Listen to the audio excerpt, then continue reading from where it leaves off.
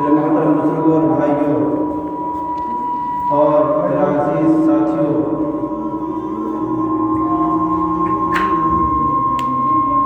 اسلام کا ایک عظیم الشان رکن حج ہے، اور یہ حج سن 9 ہجری میں فرض ہوا۔ اسی سال اللہ کے رسول صلی اللہ علیہ وسلم نے سیدنا حضرت ابوبکر صدیق رضی اللہ تعالی عنہ کو امیر الحاج یعنی حاجیوں کا امیر بنا کر مکہ المکرمہ روانہ کیا۔ حضرت ابوبکر صدیق رضی اللہ عنہ کے ساتھ 300 افراد تھے۔ صدیق اکبر نے ان سب کو اپنے ساتھ حج کرایا۔ اس کے بعد سورۃ البراءۃ نازل ہوئی، جو قرآن کریم کی بڑی اہم سورت ہے، اسے سورۃ التوبہ بھی کہتے ہیں۔ اسی موقع پہ نازل ہوئی۔ اللہ کے رسول صلی اللہ علیہ وسلم نے حضرت علی رضی اللہ تعالیٰ عنہ کو حکم دیا کہ وہ جائیں اور سورۃ البراءۃ کی 40 آیتیں مع ان کے احکام کے لوگوں کو سنائیں۔ اس میں بہت سارے مسائل اور تفصیلات اور احکام و ہدایات درج تھیں۔ ان میں ایک حکم یہ بھی تھا کہ آج کے بعد کوئی بھی مشرک خانہ کعبہ کے اندر یا مسجد حرام کے اندر یا پورے حرم کے اندر آج کے بعد داخل نہیں ہو سکے گا، کیونکہ مشرکین یہ نجس ہے، ناپاک ہے۔ انما المشرکون نجس فلا يقربوا المسجد الحرام۔ یہ شرک والے، یہ بت پرست، یہ مشرکین یہ نجس ہے، ناپاک ہیں، اندرونی لحاظ سے باطنی لحاظ سے یہ ناپاک ہیں، نجس ہیں، یہ مسجد حرام کے قریب بھی نہیں جا پائیں گے۔ آج کے بعد ان کا داخلہ ممنوع۔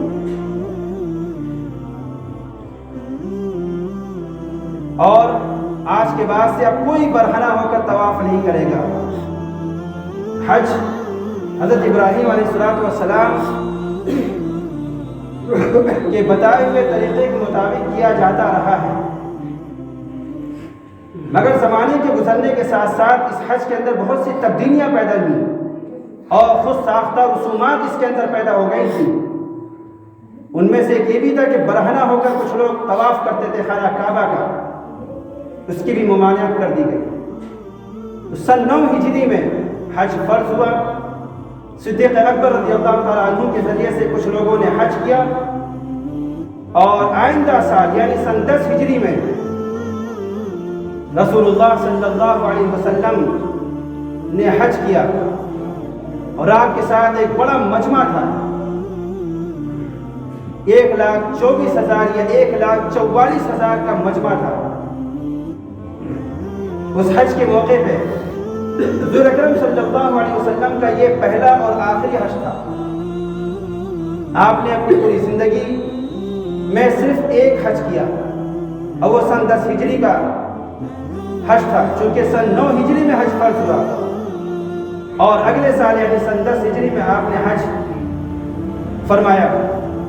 اس کی وجہ یہی ہے کہ مکہ کے حالات اور مکہ کی طرف جانے والے راستے وہ پرامن نہیں تھے، غیر معمون تھے، غیر محفوظ تھے، اس لیے حج فرض نہیں ہوا، اور باقی جتنے ارکان ادا کیے جا سکتے تھے وہ سارے ارکان اللہ کی طرف سے نازل ہوتے رہے۔ نماز ہے، روزہ ہے، زکوٰۃ ہے، لیکن ابھی حج کا موقع نہیں آیا تھا، کیونکہ راستے پرامن نہیں تھے۔ سن 8 ہجری میں مکہ فتح ہوا، اور مسلمانوں کی پوری عملداری قائم ہو گئی، اور راستے بھی معمول ہو گئے، محفوظ ہو گئے۔ تب اللہ رب العزت نے حج نازل فرمایا۔ تو سن 10 ہجری میں اللہ کے رسول صلی اللہ علیہ وسلم نے ایک بڑے جنب غفیر کے ساتھ حج فرمایا۔ یہ حج بڑا یادگار حج تھا، اس کو حجۃ الوداع کہتے ہیں، کیونکہ یہ آپ کا آخری حج تھا۔ اور اس حج میں اللہ کے رسول صلی اللہ علیہ وسلم نے وصیتیں فرمائیں، نصیحتیں فرمائیں جب کسی انسان کا آخری وقت ہوتا ہے تو اپنے رشتہ داروں کو، اپنے جاننے والوں کو، اپنے گھر والوں کو، جو بھی اس کی حیثیت ہے، وہ نصیحت کرتا ہے، کچھ وصیتیں کرتا ہے۔ اللہ کے رسول صلی اللہ علیہ وسلم نے اپنی امت کو نصیحت کی وصیت فرمائی، اور آپ نے فرمایا کہ ہو سکتا ہے کہ اس وقت جو ہم لوگ موجود ہیں، آئندہ اس طرح کی کسی مجلس میں مجھے تم لوگوں کے ساتھ بیٹھنے کا موقع نہ ملے۔ بہت سی باتیں آپ نے اس خطبے میں ارشاد فرمائی، جس کو خطبہ حجۃ الوداع کہا جاتا ہے۔ بہت سی رسومات کے خاتمے کا آپ نے اعلان فرمایا، زمانے جاہلیت کی بہت سی خرافات اور بہت سی رسومات اور رواجوں کا خاتمے کا اعلان آپ نے فرمایا۔ اس کی لمبی تفصیل ہے۔ آپ صلی اللہ علیہ وسلم حج سے فارغ ہوئے، آخر میں یہ آیت نازل ہوئی، الیوم اکملت لکم دینکم واتممت علیکم نعمتی ورضیت لکم الاسلام دینا۔ اس آیت میں اللہ رب العزت ارشاد فرماتے ہیں کہ آج میں نے تمہارا دین مکمل کر دیا اور میں نے اپنی نعمتیں تم پر تمام کر دی، وَرَضِيتُ لَكُمُ الْإِسْلَامَ دِينًا، اور اسلام کو بطور دین تمہارے لیے پسند کیا۔ اب یہ اسلام آخری دین رہے گا اور ہمیشہ کے لیے رہے گا۔ یہ اللہ کی بہت بڑی نعمت ہے۔ یہ آیت نازل ہوئی اسی موقع پر۔ آپ حج سے فارغ ہو کر مدینہ منورہ تشریف لے آئے۔ سفر کی 29 تاریخ تھی، آپ کسی سفر سے واپس آ رہے تھے کہ آپ کو درد سر لاحق ہوا اور یہ بڑھتا گیا، بخار شدید سے شدید تر ہوتا گیا اور آپ مرض الوفات میں مبتلا ہو گئے۔ یعنی ایسا مرض، ایسی بیماری جس میں آپ کا انتقال ہوا۔ پیغمبر جس مقصد کے لیے دنیا میں آتے ہیں، جب وہ مقصد پورا ہو جاتا ہے تو پھر 2-4 دن یا 1 گھنٹہ وہ یہاں رہیں، یہ انہیں گوارا نہیں، یہ بات انہیں پسند نہیں۔ وہ اپنا کام جب سے فارغ ہو جاتے ہیں، کام کر چکتے ہیں، تو اللہ کی طرف سے انہیں بلاوا آتا ہے، اب وہ اللہ رب العزت کے دربار میں پہنچ جاتے ہیں۔ اللہ کے رسول صلی اللہ علیہ وسلم جس مقصد کے لیے اس دنیا میں تشریف لائے، یعنی پوری کائنات کے اندر اللہ کے دین اور اس کے نام لیواؤں کا بول بالا اور اسلام کو بحیثیت ایک دین کے، ایک مکمل نظام حیات کے پوری دنیا کے اندر برپا کرنا اور اسے قائم کرنا، یہ مقصد تھا آپ کا۔ یہ مقصد آپ کا پورا ہوا۔ اب آخری وقت ہے کہ آپ اس دنیا سے تشریف لے جانے والے ہیں اور سفر آخرت کی تیاری آپ نے شروع کر دی۔ یہ بخار بہت شدید تھا۔ روایتوں میں آتا ہے کہ جو پٹی بھگا کر آپ کے ماتھے پر، پیشانی پر رکھی جاتی تھی، وہ پٹی گرم ہو جاتی تھی۔ اتنا شدید بخار کہ اس سے زیادہ بخار کسی کو نہیں چڑھ سکتا تھا۔ فاطمہ رضی اللہ تعالی عنہ اپنے والد گرامی کی یہ کیفیت دیکھتی ہیں، تکلیف کی یہ شدت، یہ سختی دیکھتی ہیں۔ حضور فرماتے ہیں کہ بیٹی، آج کے بعد تیرے باپ کو پھر کبھی تکلیف نہیں ہوگی۔ جو بھی پیغمبر اس دنیا کے اندر آیا ہے، اسے اس طرح کی تکلیفوں سے گزرنا پڑتا ہے، لیکن میری پیاری بیٹی، یہ آخری تکلیف ہے۔ آج کے بعد تیرے باپ کو کبھی کوئی تکلیف نہیں پہنچے گی۔ حضرت عائشہ رضی اللہ تعالی عنہا کے گھر آپ کا قیام تھا۔ وفات کے جو آخری 7 دن تھے، کچھ ایام تھے، وہ آخری ایام آپ نے حضرت عائشہ رضی اللہ تعالی عنہا کے گھر میں گزارا، اور وہ بھی آپ نے تمام بیویوں سے اجازت لی تھی کہ میری خواہش ہے کہ میں بیماری کے آخری ایام حضرت عائشہ کے گھر گزاروں۔ اللہ کے رسول صلی اللہ علیہ وسلم نے اپنے سفر آخرت کی تیاری بھرپور طریقے سے ادا کی. اذا جاء نصر اللہ والفتح ورأيت الناس يدخلون في دين الله افواجا فسبح بحمد ربك واستغفره انه كان توابا. جب انسان کا آخری وقت ہوتا ہے تو اسے چاہیے کہ وہ تسبیح بیان کرے، اللہ کی استغفار کرے، اللہ کی حمد و ثنا بیان کرے. یہ جو میں نے سورہ پڑھی ہے، تلاوت کی ہے، اس میں اللہ تعالیٰ اپنے پیغمبر سے یہی کہہ رہا ہے کہ تم اپنے رب کی تسبیح بیان کرو، اس کی تعریف بیان کرو، اس سے مغفرت طلب کرو. یقیناً وہ بڑا توبہ کو قبول کرنے والا ہے. تو جب انسان کا آخری وقت ہو تو اسے چاہیے کہ وہ دنیا کے جھمیلوں سے منہ موڑ کر اور ساری فکروں سے منہ موڑ کر اپنی ساری فکریں آخرت کی طرف لگا دے، اپنے سارے میلانات اور جو رجحانات اللہ کی طرف لگا دے. آئے افسوس کہ آخری وقت میں بھی انسان کی فکریں اس کی دنیا تک لگی رہتی ہیں، اس کی ساری فکریں، اس کا سارا ٹینشن اسی دنیا کو لے کر رہتا ہے. آخری وقت میں بھی اسے خدا کی یاد نہیں آتی، سفر آخرت کی یاد نہیں آتی. اس کی وجہ کیا ہے؟ اس کی وجہ یہ ہے کہ ساری زندگی اس نے اسی دنیا کے اندر رہ کر گزاری. اس دنیا نے اسے کبھی موقع ہی نہیں دیا کہ وہ آخرت کی تیاری کر لے، اپنے اللہ کے پاس جانے کی تیاری کر لے. دنیا کے ان جھمیلوں نے کبھی اسے یہ سوچنے کا، غور و فکر کرنے کا موقع ہی نہیں دیا. یہی وجہ ہے کہ جب آخری وقت ہوتا ہے تو آخری وقت میں بھی وہ زمین کا حساب لگاتا ہے، روپے پیسوں کا حساب لگاتا ہے، جائیداد کا حساب لگاتا ہے، اور اسی صورت، اسی حالت میں، اسی کیفیت میں اس دار فانی کو چھوڑ دیتا ہے. ایسی زندگی انسان کی ہے. اللہ فرماتا ہے کہ فسبح بحمد ربک واستغفرہ، اپنے رب کی تعریف بیان کرو، استغفار کرو جب تمہارا آخری وقت ہو. یہ اللہ تعالیٰ اپنے پیغمبر سے کہہ رہا ہے.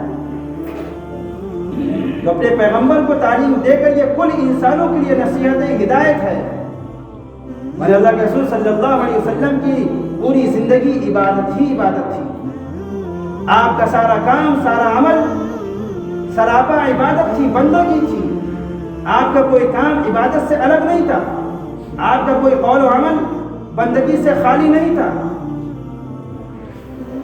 لیکن اللہ تعالیٰ آپ کو حکم دے کر، آپ کو نصیحت دے کر پوری امت کو تعلیم دی جا رہی ہے، سارے انسانوں کو تلقین کی جا رہی ہے.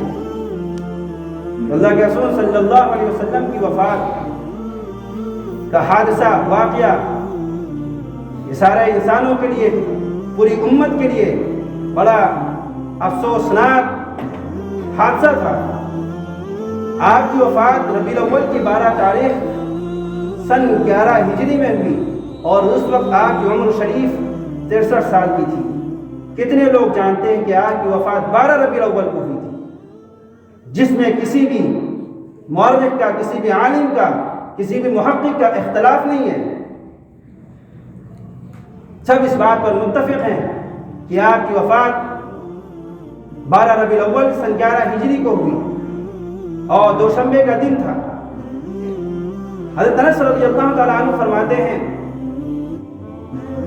کہ مدینہ کی تاریخ کا سب سے روشن دن، سب سے تابناک دن، روشن دن وہ تھا جب رسول اللہ صلی اللہ علیہ وسلم مکہ سے مدینہ تشریف لائے تھے. اور مدینہ کا سب سے تاریخ دن وہ تھا جب اللہ کے رسول صلی اللہ علیہ وسلم اس دنیا سے تشریف لے گئے. آپ کی وفات کا حادثہ کوئی معمولی واقعہ نہیں تھا، کوئی معمولی حادثہ نہیں تھا جسے برداشت کر لیا جاتا. صحابہ کرام عجیب کیفیت میں مبتلا ہو گئے. کسی کو یقین نہیں آتا تھا کہ حضور ابھی ہمارے درمیان میں تھے، کیسے آپ کا انتقال ہو سکتا ہے، کیسے آپ وفات پا سکتے ہیں. کوئی شہر چھوڑ کر باہر چلا گیا، کوئی بیابان جنگلوں میں نکل گیا. کسی نے کہا کہ اب جی کر کیا کریں گے. ایک صحابی نے کہا، اے اللہ جو آنکھیں مجھے اللہ کے رسول کا دیدار کراتی تھیں اب تو وہ ہستی نہیں رہی. اب میں ان آنکھوں کو لے کر کیا کروں گا؟ ان آنکھوں سے میں کس کا دیدار کروں گا؟ آپ میری اس بینائی کو لے لیجیے. حضرت عمر رضی اللہ تعالیٰ عنہ کو یقین نہیں آتا تھا کہ ایسا بھی ہو سکتا ہے. ایسی کیفیت میں مبتلا ہوئے. فرمایا کہ اگر کوئی یہ کہے گا کہ حضور کی وفات ہو گئی، حضور دنیا سے تشریف لے گئے، انہیں یقین نہیں آتا تھا کہ ایسا بھی ہو سکتا ہے، تو میں اس کی گردن تن سے جدا کر دوں گا. عمر رضی اللہ تعالیٰ عنہ جیسے مضبوط دل و دماغ اور اعصاب کے مالک جب وہ یہ بات کہہ رہے ہوں کہ اگر کوئی کہے گا کہ حضور کی وفات ہو گئی تو اس کی خیر نہیں ہے، تو آپ اندازہ لگائیں کہ عام صحابہ کی کیا کیفیت ہوگی. اس حادثے کو صحابہ نے کیسے برداشت کیا ہوگا. حضرت ابوبکر رضی اللہ تعالیٰ عنہ جیسا عاشق رسول آپ حجرے میں تشریف لے گئے جہاں حضور کی ناش مبارک رکھی ہوئی تھی. چادر ہٹائی، آپ نے پیشانی کا بوسہ دیا، چوما اور باہر تشریف لائے اور فرمایا لوگوں وہ آیت پڑھی جو چوتھے پارے میں ہے، وما محمد الا رسول قد خلت من قبله الرسل افإن مات أو قتل انقلبتم على أعقابكم ومن ينقلب على عقبيه فلن يضر الله شيئا. یہ آیت حضرت ابوبکر صدیق نے جس کیفیت کے ساتھ اور جس انداز سے پڑھی اور لوگوں کو سمجھایا. ایک طرف عمر فاروق تلوار تانے کھڑے تھے، جو کہے گا اس کا سر تن سے جدا کر دیا جائے گا. دوسری طرف حضرت ابوبکر صدیق آئے، ان کو بٹھایا اور یہ آیت تلاوت فرمائی. حضرت ابوبکر فرماتے ہیں کہ لوگوں کیا تم محمد رسول اللہ صلی اللہ علیہ وسلم کی عبادت کیا کرتے تھے؟ اگر تم یہ سمجھتے تھے کہ اگر تم یہ جانتے تھے، یہ سمجھتے تھے کہ محمد رسول اللہ کی عبادت کرتے تھے تو سمجھ لو کہ وہ وفات پا گئے. اور اگر کوئی اللہ رب العزت کی عبادت کیا کرتا تھا تو وہ سمجھ لے کہ اللہ کی ذات بالکل زندہ ہے، وہ ہمیشہ سے ہمیشہ رہے گا. اللہ کے رسول صلی اللہ علیہ وسلم اس دار فانی سے تشریف لے گئے تو کیا تم اپنے دین سے پھر جاؤ گے؟ بلکہ تمہیں نئے سرے سے تیاری کرنی ہے. اور جس دین کو لے کر رسول اللہ صلی اللہ علیہ وسلم اس دنیا کے اندر آئے تھے، اس دین کے پرچم کو ہاتھ میں لے کر پوری دنیا کے اندر چلنا ہے. تم کیسے پست ہو سکتے ہو؟ تمہارے حوصلے کیسے پست ہو سکتے ہیں؟ اب تمہیں اور نئے حوصلے کے ساتھ، عزم کے ساتھ، ہمت کے ساتھ تمہیں اٹھ کھڑا ہونا ہوگا اور نبی کے اس دین کے پرچم کو لے کر پوری دنیا کے اندر جانا ہوگا. اب ساری کائنات کی، ساری امت کی ذمہ داری تمہارے کاندھوں کے اوپر ہے. تم اس طرح پست نہیں ہو سکتے. حضرت ابوبکر صدیق رضی اللہ تعالیٰ عنہ کی اس تقریر نے لوگوں کے اندر نیا حوصلہ اور نیا ولولہ پیدا کر دیا اور صحابہ کو لگا کہ یہ آیت کریمہ ایسا محسوس ہوتا تھا کہ جیسے یہ آج ہی اتر رہی ہوں. پڑھتے تھے لوگ لیکن کبھی اس طرح غور کر کے ان آیت کریمہ کی تلاوت نہیں کی تھی. لیکن حضرت ابوبکر صدیق رضی اللہ تعالیٰ عنہ نے جس انداز سے اور جس کیفیت کے ساتھ اس آیت کریمہ کی تلاوت فرمائی اور اس کا مطلب سمجھایا، لوگوں کی آنکھیں کھل گئیں. بہرحال اللہ کے رسول صلی اللہ علیہ وسلم کے ساتھ بھی وہی واقعہ اور وہی حادثہ پیش آیا جو ہر جاندار کے ساتھ پیش آتا ہے. اہل خانہ نے آپ کو غسل دیا.